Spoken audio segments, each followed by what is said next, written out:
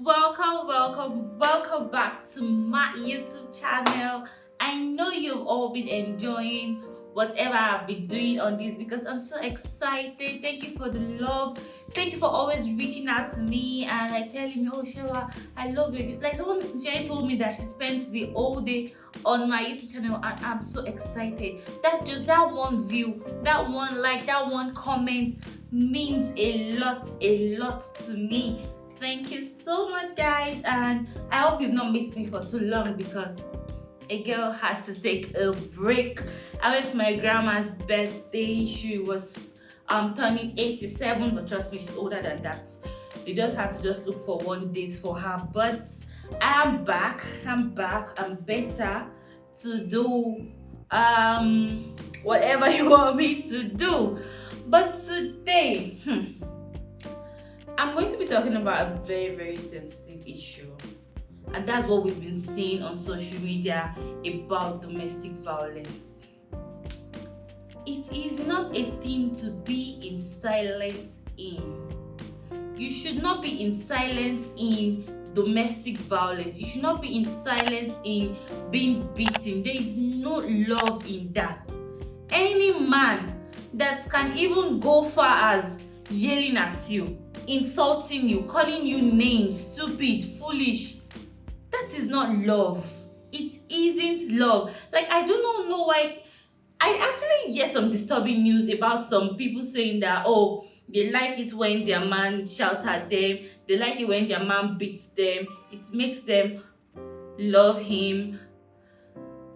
Guy, go and see somebody. It's not normal. Nobody likes being punished, nobody likes being beaten, nobody likes being spoken down on.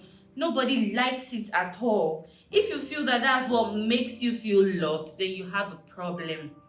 Because this woman, I love her so much. Like, that song, there's no time I listen to that song and it doesn't bring tears to my eyes because it's a song that connects me with God. And see that stupid man, I'm so sorry for saying that, but see that man that has like taken a treasure away from us. Someone that gives us songs of souls that connect us directly with God. I mean, and I keep hearing news that she will tell her sisters that, oh no, don't tell anybody. I understand that you might be afraid of this person, but you can save yourself. You can be free. It's being in prison. It is literally being in prison. You can save yourself from that bondage. You can save yourself from that abusive relationship because it doesn't add to you. It keeps bringing you down until you are left with nothing, in the sense that you don't have any self-esteem, you feel very low of yourself, and you just feel like you just want to die. Now it has led to her death. Some people will say that, oh, I'm staying in that abusive marriage because I want my children. Now that she's dead, what will become of her children? You guys keep saying that, oh, I want to be in that marriage, I want to be in that relationship because of my children. But when you die, all you fought for is nothing. Absolutely nothing. Please, it's very, like, I had to just wait for this issue to die down because I'm a kind of person that I take things to heart. I overthink things, like just trying to imagine if it was my friend, my sister, my cousin, someone close to me that happened. Someone was saying that, oh, she kept saying that please don't tell anybody. If I was the one, he has done it once, you've come to meet me, twice, 3 times, you've come to meet me to talk about it. I feel I would try to now start doing something, probably like planting a camera in the house where they wouldn't know. Then when I see it, I could report, and that way you save her. Even though she doesn't know anything about it, you don't have to let her know, because she feels like she's doing herself a good. She feels like she's doing her children a good. She feels like she's doing her image, her character in the society a good. But me, I wouldn't stand that. Please, if anybody is confiding in you that they are facing all these kind of challenges in their house, anywhere, do not be quiet about it, because their blood is one way or the other on your ends. because you could have done something but you couldn't. I mean, you could have done something but you couldn't. And sometimes I'm so sorry, but I would like to say this. Yes, our pastors are messengers of God. There are people that we see that when they say things, it's like they're talking to us directly from what God has spoken to them. But when you see that there is no sense in what that pastor is saying, pastor will leave. He will tell you what he feels is good, because he's not in that situation with you. He doesn't know how you feel. He doesn't. So when you see a pastor saying that, oh, then keep on going, the faith, your reward is in heaven. It is even in the Bible that the plans that God has for me are of good and not of evil. God wouldn't want me to sit down in that kind of place and get myself killed, because it is even a sin to get yourself killed. Please, let us try to help all these people. When we see people that are in this, like you see your friend having black eye, as you keep saying no, investigate.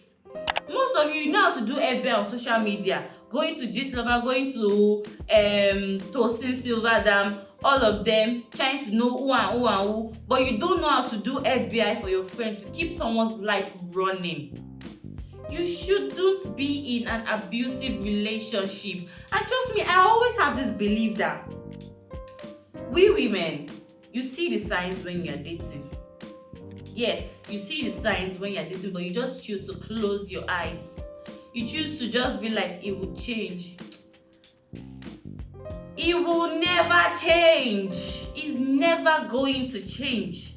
When you feel like, or he comes to apologize that it's never happened again. Probably he does it the first time. He apologizes that it's never going to happen again. And he does it the second time. Walk away.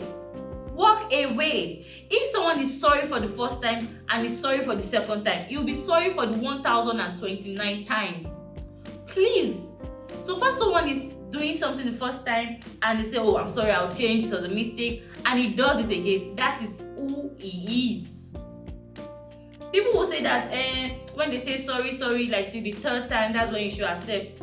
If you say sorry once and it happens again, walk away. Yes, please, walk away, because it is not a life well spent. Yes, I know you've made your vows in sickness and in health. They did not say in beating and in battering.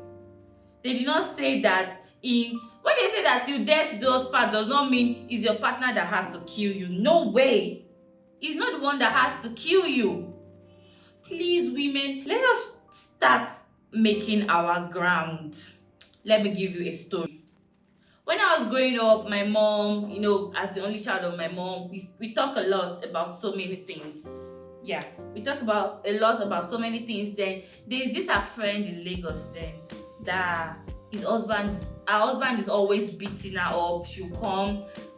I'm the child of my mother. Whenever I do something, I just be like, I took it from this woman. Like, she keeps coming to her. My husband beats me. You will see black eye. You will see. Sometimes she even has to go to the hospital. Then my mom now told me that she told her that, see, anywhere you are, turning stick, this omorogun, turning stick for amala, keep it beside you. Anywhere you are in the house. When you see that he's coming and he wants to raise it up, the woman came back with good news to my mom. That she did as she said, that even beside the bed, everywhere she's going, she quickly hid it. Like it was like a child. Nobody even really had to know. And she had grown-up kids like me then. That when the man came and wanted to start that, she brought it and she meant it. Don't just try to want to use style. She meant that she was going to break his head, crack his skull open with that thing. And trust me, that was the last time he ever did that. This story I'm telling you about was maybe when I was in secondary school. See where I am now. They are still living together and he has never done that. Sometimes it's just that move to show them that, see, let me tell you something, women. You as a woman and as a man, we are all equal in the sight of God. Yes, God has said that they should be a protector over us and not be a master over us. When they're a master over us, then that means we are a slave. They are supposed to protect us. We are even supposed to be ahead of them, because when you watch all these old, like Queen Elizabeth, when they have a protector, for example now a young king having a Lord Protector, that Lord Protector is no way ahead of him. He is a young king, his Lord Protector is older than him, but still he is above his Lord Protector. His Lord Protector is supposed to make sure and see that the throne is for him till he comes of age and takes over the throne. So it doesn't mean that he is your protector means that he should now start monitoring your life up and down. That is not what it means. God has kept men to be above us, in the sense that they are supposed to watch over us, be our bodyguard, make sure that nothing bad happens to us, not our master. They are not to be our master, because when they are our master, then that means we're a slave. We are all equal in the sight of God. If men could live alone, God wouldn't have created us, but we are their helper. So you cannot bite the hand that feeds you. You cannot do anyhow to your helper. So when women now start submitting themselves too low, it makes me angry. Yes, you call it feminism or whatever you call it. My friend called me baby feminism because I believe in love. I love my man, I respect my man. That's if I have one, sha. Yes, I believe in love. You respect this old love and respect that a man has to love his wife so that she can respect him. Well, yes. But when it's now turning to you want to serve him food, you have to go on your 2 knees. That's slavery. He married you. He married you, he paid your dowry, he paid your bride price, not to come and have you as your slave. I don't even blame some communities that collect 10 naira for bride price, so that it's not be like I'm selling my daughter to you, because if you have to pay my father every dime that he has spent on my head, you go bankrupt. Men do a lot of things and go away with it, but when women do one small thing like this now, you're supposed to be the woman. What do you mean you're supposed to be the woman? We're not on this earth to be. We are, ladies, we are already seen as minorities. But when you now decide that in your relationship, already seen as a minority, then you still now want to still be submitting yourself, then you are a damn fool for that. I'm not saying that you should not submit yourself, but I'm saying that you should not be a fool. I mean, what my own principle is, whatever you start accepting in your relationship is what will be. If you start accepting that he calls you names, he doesn't respect you, it will continue to be. You do not expect a man that does not see you as an equal to see you as an equal when he gets married. Because my pastor used to say that a marriage is an amplifier. Whatever a man is going to do to you in marriage, whatever he's doing now, times it times 100, that's what you are going to face in marriage. So if you're not facing love, you're not facing tender care, you're not facing an affectionate man, you're not facing a man that is sensible, sorry for you. I'm sorry for you. People always say that they are no good men. You're always saying they are no good men, they are no good men. That's why you're not finding a good man. So probably as from today, you have to start being positive that you will find a man that will love you for who you are, that will love you genuinely, that is going to love you and respect you and love your kids equally. You have to start being positive. I tell my friends, they'll come on their WhatsApp, oh, I'm broke, oh, Otikuwaso, oh, Gary, I've drank Gary's money. Whatever you say is what will stick to you. When you are down, when you feel like there's no way, you talk to yourself, you have words of affirmation. I am strong, I am beautiful, I am great, I am going to be wealthy, I'm important. You say those words, the opposite of what you're feeling at that moment. I'm going to be lifted up. The sky is my limit. I'm going to be great. Say it over and over. Those words find a way to stick to you. Say no to domestic violence. Because whatever you feel like you're fighting for now, you lose your life and is going to be a waste. That man that is beating you and has beaten you to death will marry another woman that will do worse to your kids. Stay out of an abusive relationship. That's why I feel we women, we have to up our games. We are more powerful than we can ever imagine. We are stronger than we can ever imagine. Only if women can stand together, help each other, and stop gossiping, stop backbiting about each other, stop stabbing each other in the back. Only if we can do it, then we can take over the world. That is something that I believe. Yes, if we can come together, fight together, we can take over the world. It is not too late. If women right now, strong women that are already in politics, if they can come together and work together, we can have our first female president in 2023. Yes. Please, women, let us be our keepers. We have ourselves. We know how we feel because we are emotional and we share the same emotions. Please. Thank you very much for listening to me, and I hope that my words don't fall on deaf ears because it is an issue that we have to always address. When we even have to talk about rape, we're going to talk about that another day, not even just today, because there's just a lot to talk about women. We are stronger than we think. Thank you very much, guys.